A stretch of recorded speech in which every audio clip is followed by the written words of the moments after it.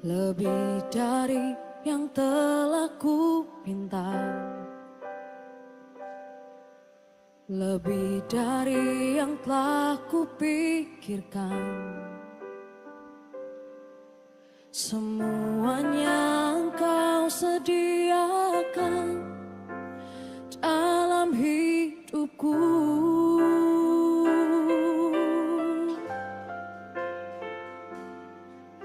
Tidak dapat aku mengukurnya,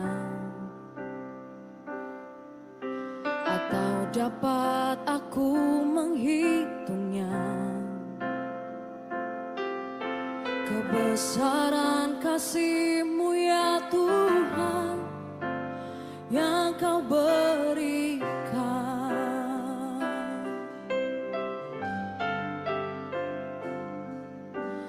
Ku bersyukur padamu, Kau Tuhan yang mengasihiku. Kaulah jaminan hidupku, hati-Mu ada bagiku.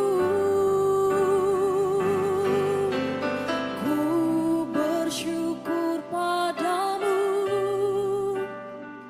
Kau Tuhan yang mengasihiku.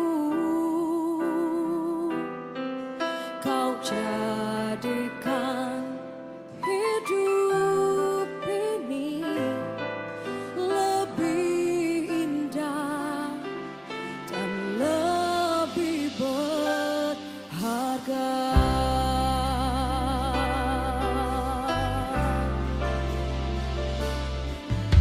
Lebih dari yang telah ku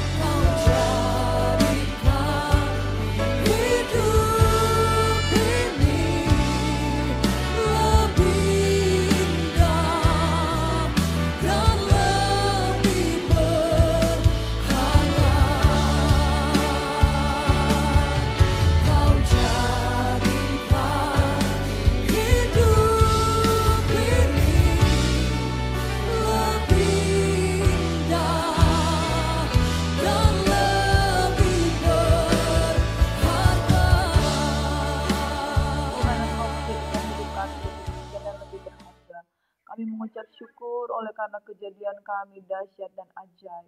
Ajaiblah yang kau perbuat dan jiwa kami sungguh benar-benar menyadarinya. Bapak kami berterima kasih buat hatimu yang ada untuk kami. Kami rindu juga Bapak, hati kami selalu ada untuk. Hati kami selalu tersedia untuk. Hati kami selalu siap untuk. Bapak di dalam nama Yesus, Bapak dalam nama Tuhan kami Yesus Kristus. Kami mengucap syukur, biarlah urapan baru mengalir atas kehidupan kami sehingga setiap firman Tuhan yang kami dengarkan, segala tulisan yang diilhamkan oleh Allah, bermanfaat untuk mengajar, untuk menyatakan kesalahan, untuk memperbaiki kelakuan, dan mendidik orang di dalam kebenaran. Dalam nama Yesus Tuhan kami bersyukur dan kami berdoa. Haleluya. Selamat pagi, shalom saudaraku yang diberkati oleh Yesus. Kemarin kita sudah belajar tentang bagaimana Petrus mengatasi badai ketika dia fokus kepada Yesus. Ketika Yesus menjadi pusat dari penyembahan kita, maka saudara kita akan mengatasi badai. Bahkan Petrus ketika dia goyah karena dia melihat hal-hal yang lain, dia kembali fokus pada Yesus dan Tuhan Yesus. Sepulangnya dari pantai itu, saudara, ketika mereka ada di tengah-tengah badai, maka Yesus kembali ke Genesaret dan dia menyembuhkan banyak orang. Setelah dari Genesaret itu, saudara, dia bertemu dengan ahli-ahli Farisi dan ahli-ahli Taurat. Lalu dia menegur mereka, bangsa ini memuliakan aku dengan mulutnya, tapi hatinya menjauh daripadaku. Yesus mengajarkan kita ketika kita fokus kepada Tuhan, ketika kita fokus kepada Yesus untuk melakukan kehendak, maka kita akan mengalami mujizat. Tapi orang-orang Farisi sibuk dengan aturan, adat istiadat melebihi dari belas kasihan Tuhan. Dan itu membuat Yesus menegur mereka dengan keras. Saudaraku, ketika Yesus menyembuhkan orang-orang dari Genesaret, dia melakukannya dengan belas kasihan.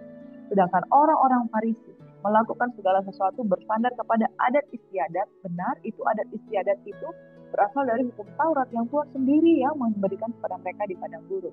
Tetapi apakah hukum Taurat itu melebihi belas kasihan Tuhan? Dan ini yang tidak Tuhan kehendaki. Bangsa ini memuliakan aku dengan mulut, tetapi hatinya jauh daripada Tuhan. Saudara, berbahaya jika seorang melakukan peraturan-peraturan keagamaan hanya berlandaskan aturan liturgi, bukan berdasarkan hati yang dijamah oleh Tuhan. Bangsa ini memuliakan aku dengan mulut. Mulut yang memperkatakan peraturan, mulut yang memperkatakan adat istiadat, mulut yang memperkatakan liturgi agama, tapi hatinya tidak berbicara tentang. Yesus bergerak dengan belas kasihan. Oleh sebab itu, saudara, biarlah hati kita dipenuhi dengan kasih. Pagi hari ini saya membagikan perenungan firman Tuhan dari Matius 14 ayat 34 hingga 36. Sampai Matius 15 ayat 1 hingga 20 dengan judul, bangsa ini memuliakan aku dengan bibirnya, padahal hatinya jauh daripada.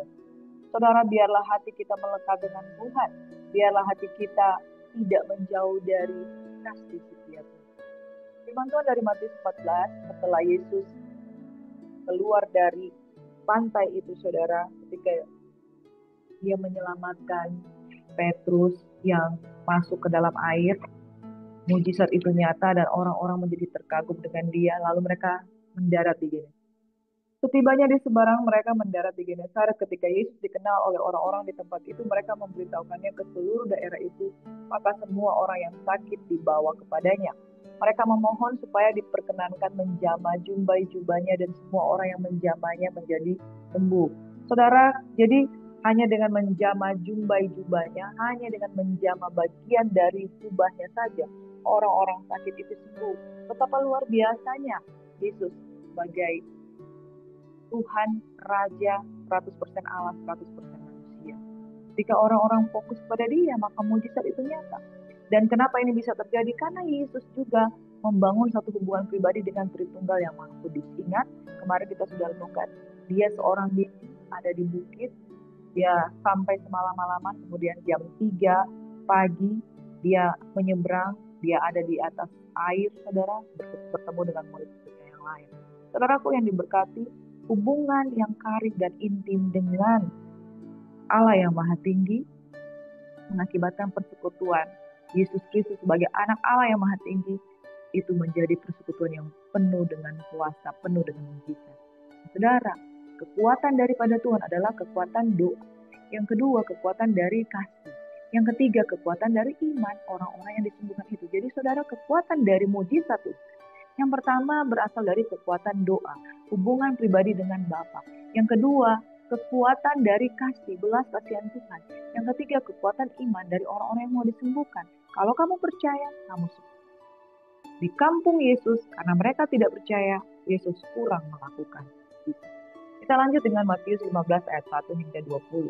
Kemudian datanglah beberapa orang ahli Farisi dan ahli Taurat dari Yerusalem kepada Yesus dan berkata, "Mengapa murid-muridmu melanggar adat istiadat nenek moyang kita? Mereka tidak membasuh tangan sebelum." Tapi jawab Yesus kepada mereka, "Mengapa kamu pun melanggar perintah Allah demi adat istiadat nenek moyangmu? Sebab Allah berfirman, hormatilah ayahmu dan ibumu, dan lagi, siapa yang mengutuk ayahnya atau ibunya pasti dihukum mati. Tapi kamu berkata, barang siapa berkata kepada bapaknya atau kepada ibunya, apa yang ada padaku yang dapat digunakan untuk pemeliharaanmu sudah digunakan untuk persembahan kepada Allah, orang itu tidak wajib lagi menghormati bapaknya atau ibunya. Dengan demikian firman Allah kamu nyatakan tidak berlaku demi adat istiadatmu sendiri. Hai orang-orang munafik, benarlah nubuat Yesaya tentang kamu. Bangsa ini memuliakan aku dengan bibirnya, padahal hatinya jauh daripadaku. Percuma mereka beribadah kepadaku, sedangkan ajaran yang mereka ajarkan ialah perintah manusia. Lalu Yesus memanggil orang banyak dan berkata kepada mereka, dengar dan camkanlah, bukan yang masuk ke dalam mulut yang menajiskan orang, melainkan yang keluar dari mulut itulah yang menajiskan orang. Maka datanglah murid-muridnya dan bertanya kepadanya, engkau tahu bahwa perkataan itu telah menjadi batu sandungan bagi orang-orang Farisi? Jawab Yesus, setiap tanaman yang tidak ditanam oleh Bapakku yang di sorga akan dicabut dengan akar-akar. Bapak Ibu Saudaraku yang diberkati oleh Tuhan Yesus Kristus, kita melihat bahwa ahli-ahli Farisi dan ahli Taurat ini tujuannya hanya ingin mempermalukan murid Yesus.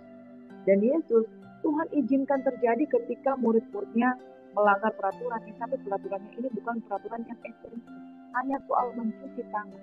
Dan saudaraku yang diberkati, Yesus sedang dengan sengaja menegur ahli Farisi dan orang-orang ahli Taurat dan orang-orang Farisi ini, karena mereka terbiasa menggunakan aturan ini untuk melanggar aturan yang lain yang dalam hal ini tidak menghormati ayah dan ibu. Saudaraku, firman Tuhan berkata di dalam kitab Yesaya, hai orang-orang munafik, benarlah nubuatan Yesaya tentang engkau. Bangsa ini memuliakan aku dengan bibirnya, tapi hatinya menjauh daripadaku. Percuma mereka beribadah kepadaku, sedang ajaran mereka ialah perintah manusia. Bapak Ibu yang saudara yang diberkati, ketika Yesus berfirman di dalam ayat 13, setiap tanaman yang tidak ditanam daripada Bapakku yang di surga akan dicabut dengan akarnya. Saat ini Yesus dengan pengetahuan marifat yang ada padanya, dia sesungguhnya sedang menyindir orang Farisi, ahli-ahli Taurat, bahwa di dalam hatimu ada yang tidak benar. Saudara, jika hubungan kita dekat dengan Tuhan, segala sesuatu yang terselubung itu seperti akuarium di hadapan kita. Dia akan mengenal isi hati kita yang paling dalam, dan dia akan mengeluarkan esensi dari hal-hal yang buruk dari dalam hati kita. Saudara, siapakah yang dapat berbicara tentang hati lebih tajam daripada Kristus? Yesus mengetahui segala sesuatu. Itu sebabnya dia menyatakan kepada orang Farisi dan ahli-ahli Taurat apa yang sesungguhnya di dalam hati mereka. Ini bukan soal cuci tangan. Ini bukan soal bagaimana murid-murid Yesus makan tanpa mencuci tangan. Ini soal hatimu yang ada di dalam diri. Maka seringkali ketika Yesus berkata-kata, tertusuklah hati mereka. Saudara, jika seseorang hatinya penuh dengan kejahatan dan mendengarkan firman Tuhan, maka di dalam firman Tuhan dikatakan, firman Tuhan seperti pedang yang bermata dua, yang sanggup memisahkan tulang dan sungsung, daging dan roh. Hal-hal yang dipikirkan daging, hal-hal yang dipikirkan Roh Kudus, itu akan bisa dipisahkan oleh firman Allah yang hidup. Ayat yang selanjutnya, biarkanlah mereka orang buta menuntut orang buta. Jika orang buta menuntut orang buta, pasti keduanya jatuh ke dalam lubang. Lalu Petrus berkata kepadanya, jelaskanlah perumpamaan itu kepada kami. Jawab Yesus, ampun masih belum dapat memahaminya. Tidak tahukah kamu bahwa segala sesuatu yang masuk ke dalam mulut, turun ke dalam perut, lalu dibuang ke jamban? Tapi apa yang keluar dari mulut berasal dari hati, dan itulah yang menajiskan orang. Karena dari hati timbul segala pikiran jahat, pembunuhan, perzinahan, percabulan, pencurian, sumpah palsu, dan hujat. Itulah yang menajiskan orang. Tetapi makan dengan tangan yang tidak dibasuh tidak menajiskan orang. Saudara, ketika Yesus menyindir orang Farisi dan ahli Taurat, sesungguhnya dia sedang memberikan satu pengajaran yang mendasar kepada bangsa Yahudi pada waktu itu.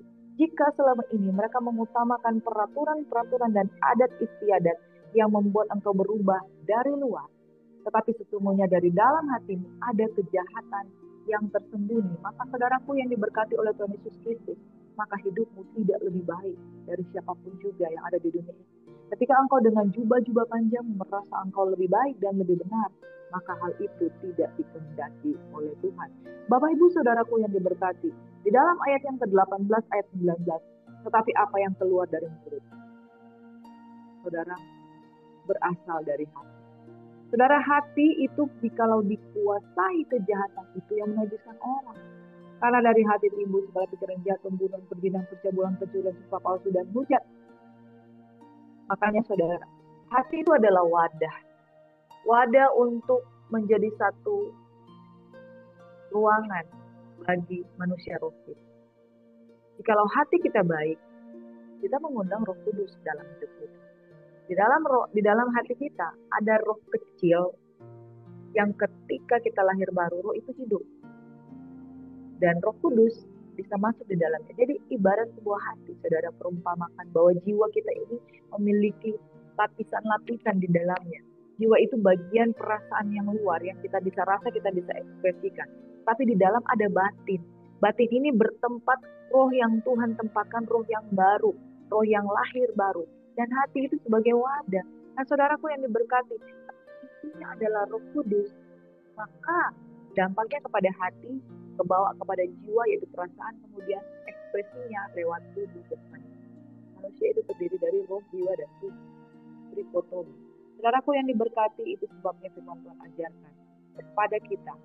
Ahli Farisi, orang Farisi dan ahli Taurat, jaga hati. Karena dalam hatimu, kalau engkau, dia katakan, Yesus katakan kepada Nikodemus, kalau engkau tidak mengalami kelahiran baru, jangankan melihat, jangankan masuk, melihat saja kerajaan Allah nggak bisa. Makanya saudara, hati itu adalah wadah, di mana area rohani itu berinteraksi di hati. Hati itu adalah pakaian. Makanya saudara kekasihku di dalam Tuhan Yesus Kristus, jaga hatimu dengan segala kehendak. Di dalam Yeremia 17 ayat 9, firman Tuhan berkata, betapa liciknya hati, lebih licik daripada segala sesuatu.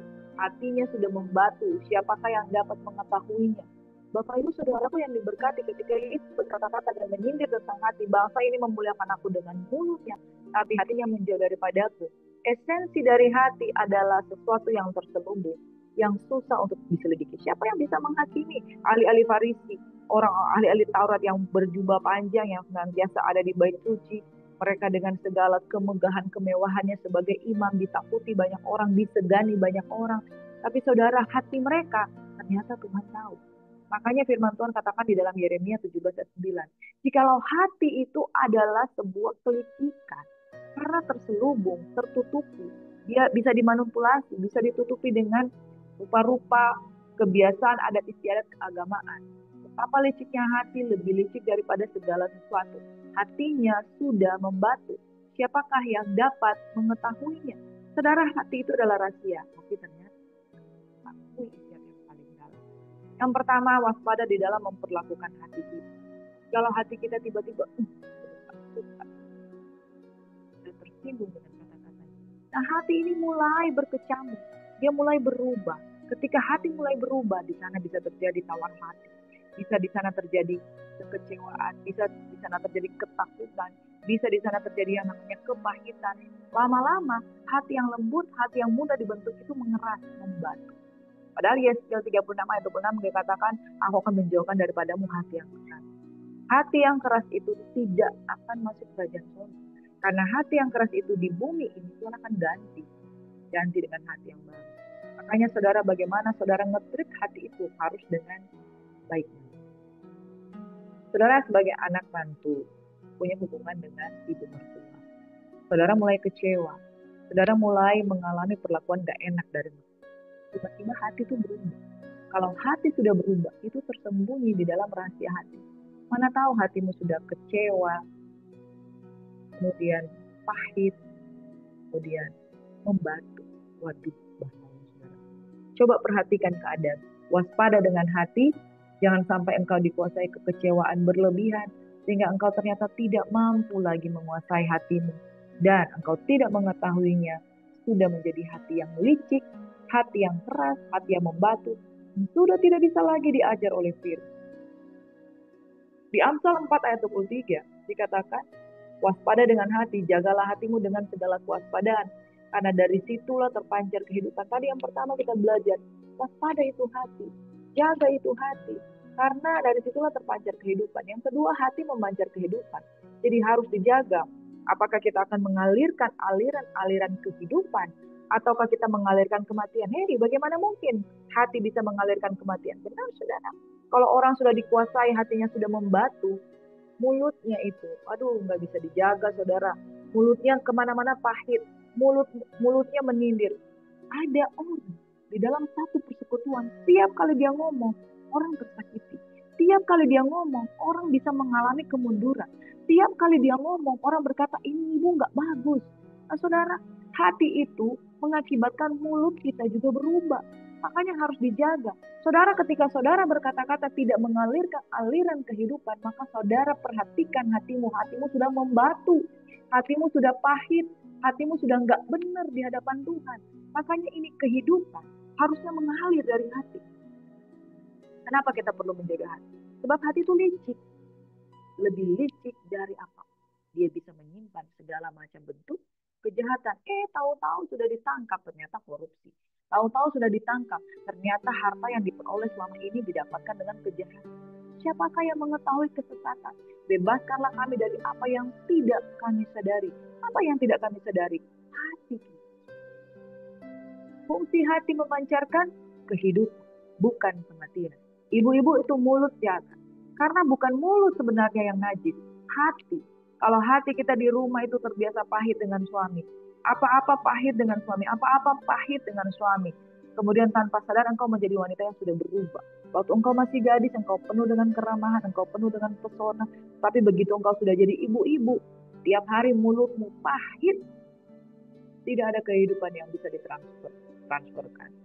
Hati memancarkan kehidupan, makanya perhatikanlah hatimu. Apakah aliran hidup, atau aliran kematian, atau aliran kebencian yang engkau perkatakan. Jaga hati. Yang ketiga, saudara, di dalam Yakobus 1 ayat 21 firman berkata seperti ini. Sebab itu buanglah segala sesuatu yang kotor dan kejahatan yang begitu banyak itu, dan terimalah dengan lembut firman yang tertanam di dalam hatimu yang berkuasa menyelamatkan jiwamu. Saudara yang diberkati, ada seorang hamba Tuhan berkata seperti ini. Hati itu ibarat sebuah mata.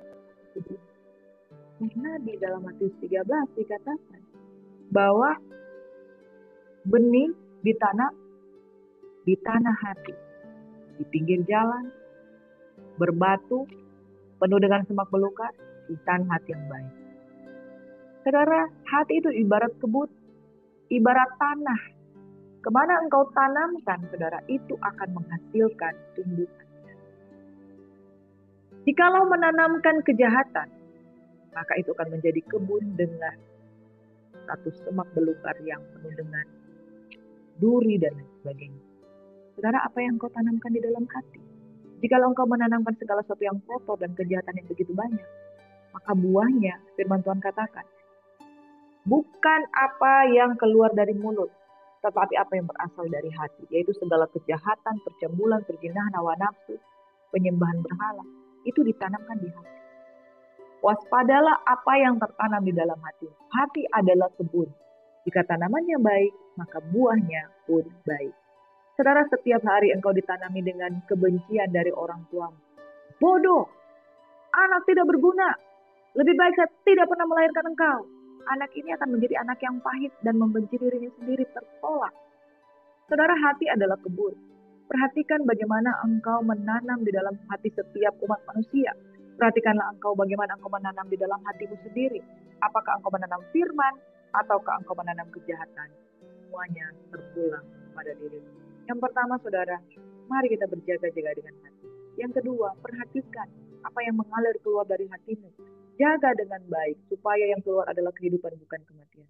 Yang ketiga, hati adalah kebun. Perlakukan hatimu dengan baik. Setiap benih yang lewat itu akan tertanam di dalam jiwamu.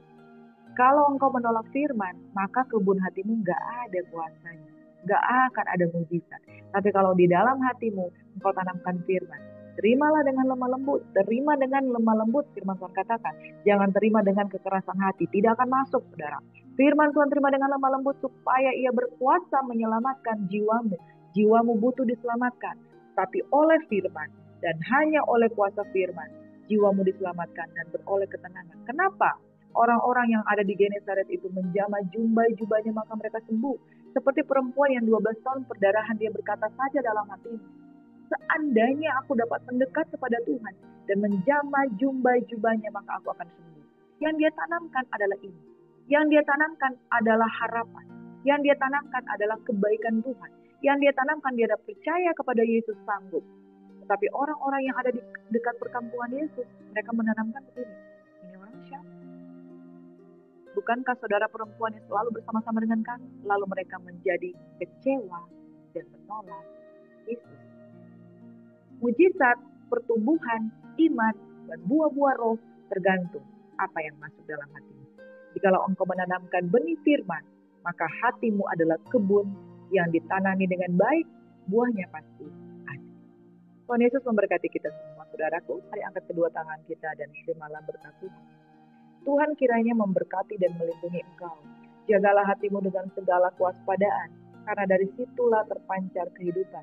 Firman Tuhan katakan, bangsa ini memuliakan aku dengan mulutnya, tetapi hatinya menjauh daripadaku.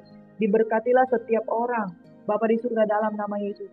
Jauhkan daripada kami menjadi pemuji, penyembah yang hanya dari mulut. Jauhkan daripada kami menjadi pemuji dan penyembah yang hanya menyembah dengan keagamaan, tanpa memiliki hati yang benar. Bapa di surga, hati ini adalah kebun, biarlah ditanamkan firman Tuhan yang hidup, sehingga iman kami bertumbuh.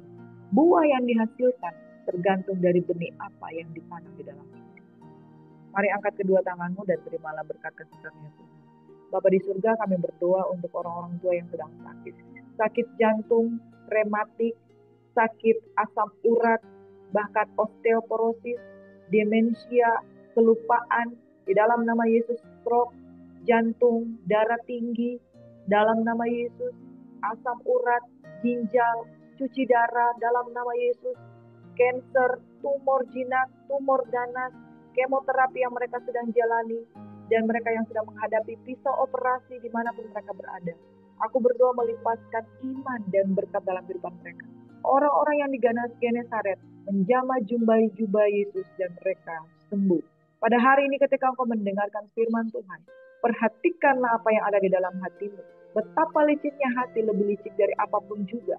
Karena itu jagalah hatimu dengan segala kewaspadaan dan terimalah firman dengan lemah lembut yang berkuasa menyelamatkan jiwamu. Buanglah segala perkataan yang kotor dan segala kejahatan di dalam hatimu. Ketika hatimu bersih, penuh dengan iman, maka engkau akan mendapatkan dirimu menjadi kebun buah-buahannya Tuhan. Buah-buah roh, buah-buah pelayanan, buah-buah pertobatan, semuanya tumbuh di dalam hidup dan kehidupan saudara. Dalam nama Yesus, Tuhan kiranya memberkati engkau. Tuhan kiranya melindungi engkau. Tuhan kiranya menyinari engkau dengan wajahnya dan memberikan engkau kasih karunia. Tuhan menghadapkan wajahnya kepadamu, memberikan engkau damai sejahtera. Diberkatilah keluar masukmu di dalam nama Yesus. Haleluya, urapan baru terjadi. Engkau menjadi orang yang bersemangat, menjaga hati, dan hatimu seperti kebun buah-buahan, penuh melimpah dengan buah-buah yang baik. Dalam nama Yesus, haleluya. Amin. God bless you. Tuhan memberkati. Shalom.